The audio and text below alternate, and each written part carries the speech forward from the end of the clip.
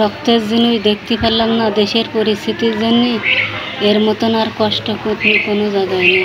হ্যাঁ আপা, এটা তো ঠিক। আসলে আপনাকে সান্ত্বনা দেওয়ার মতো আমার কোনো ভাষাই নেই।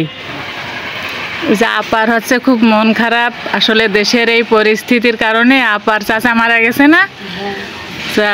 তা কি এখন কি জাতি পারলাম না এই পরিস্থিতির জন্য। রক্তের জিনিসের মুখের জিনিস দেখতে পেলাম না, জাতি পারলাম না, গাড়ি ঘোড়া চলছে না। এর মতো কষ্ট তো আসলে কষ্ট তো আর কোনো জায়গায় নেই। করোনার সময় বেশি খারাপ লাগছিল না এখন বেশি খারাপ?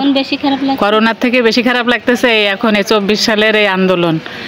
আসলে কি বলবো, বলার কিছু নেই আপা। তার নামাজ পড়েন আর দোয়া করেন, এই ছাড়া আর কি আছে। আপনি আমার কাছ থেকে ছুটি নিলেন কয়দিন আগে, যে চাচার কখন কি হয় আপনি ওই যে বললেন না আপা আমার ছুটি দিয়ে নেন। তা আজকে এই মুহূর্তে এরকম একটা অবস্থা।